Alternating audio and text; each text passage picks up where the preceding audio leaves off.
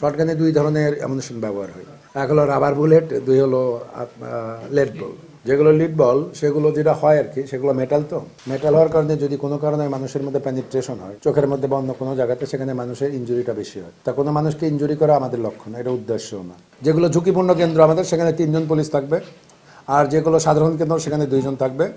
আর সমস্ত কেন্দ্রে একজন পিসি, একজন এপিসি, 6জন পুরুষ আনসার এবং 4জন মহিলা আনসার থাকবে। আর শুধুমাত্র যিনি প্রিজাইডিং অফিসার থাকবে, তার ডিউটি ইনশোর করার জন্য আর একজন অতিরিক্ত থাকবে। সব মিলে 15 বা 16 জন আর কি। তা আশা করি যে একেবারে এটা সাফিসিয়েন্ট ফোর্স, যদি আল্লাহ রহমত করেন। আর যে ফোর্স আছে, ডেপ্লয়মেন্ট যেভাবে আছে, আপনারা যদি সহযোগিতা করেন, it is more than enough. আমরা সাধারণত একটু শর্টগানের ব্যবহার বেশি করি। আনলফুল অ্যাসেম্বলি নিয়ন্ত্রণ করার জন্য শর্টগান আমরা একটু বেশি ব্যবহার করি। তো আমাদের আইজিপি মহোদয় যে নির্দেশনা আমাদেরকে দিয়েছেন, সেটা হচ্ছে শর্টগানে দুই ধরনের অ্যামুনিশন ব্যবহার হয়। এক হলো রাবার বুলেট, দুই হলো লেড বল।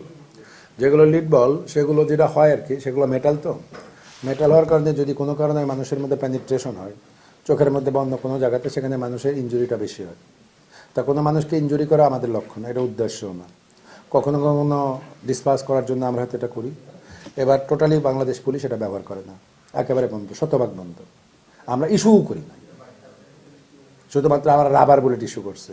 আপনারা দোয়া করবেন রাবার বুলেটটাও যেন আমাদের ব্যবহার করে না লাগে, শুধুমাত্র ঝুঁকিটুকু মিনিমাইজ করার জন্য, যেন একটা মানুষ যেন আহত না হোক, অসুস্থ না হোক, এটাই আমাদের কাম্য। এখন তারপরে কি হবে?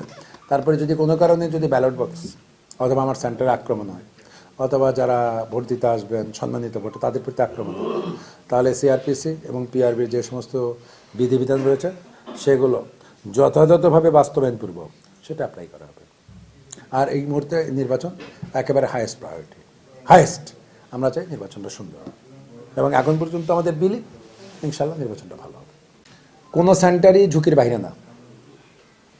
মনে করেন যে ভাইয়ের বাসার কাছে সেন্টার, ওই সেন্টারে যদি গন্ডগোল হয়, তাহলে ওইটা ওই মুহূর্তে থেকে ঝুঁকিপূর্ণ। আর খারাপ লোক এবং ভালো লোকের মাঝে ডিস্টেন্সটা হচ্ছে, আর বোমাবাজ এবং ভালো লোকের মাঝে ডিস্টেন্সটা হচ্ছে মাইক্রো সেকেন্ডের। যখন আপনি আমার হাতে বোমা পাবেন, তখন আমি বোমাবাজ। আমি শুধুমাত্র যদি ড্রপ করে পায়ের কাছে রাখি, তখন আমি সম্মানিত নাগরিক। তা আমাদের যে ঝুঁকিপূর্ণ, সমস্ত সেন্টারই ঝুঁকিপূর্ণ, সমস্ত সেন্টারই সাধারণ। আর ঝুঁকি বলতে যেটা বোঝা যায়, সেটা হচ্ছে আপনার যে দূরবর্তী জায়গা, সাধারণত কমিউনিকেশন খারাপ, দূরবর্তী জায়গা, নেটওয়ার্ক দুর্বল, তারপরে আমাদের ফোর্সের অগমেন্টেশন করতে সময় লাগে, রোড নেটওয়ার্ক খারাপ, এইগুলোকে আমরা ওইভাবে চিন্তা করি।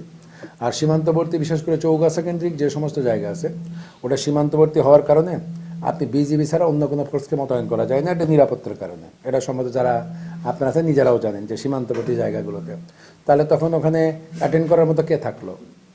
এক থেকে বিজিবি, এক থেকে পুলিশ, আর কিন্তু কেউ না। এখন ওই জায়গাগুলোতে যদি আমরা সমস্ত বাহিনী যদি মুভ করার জায়গা যদি তৈরি হতো, তাহলে ওটা কিন্তু আমরা ঝুঁকিপূর্ণ বিবেচনা করতাম না।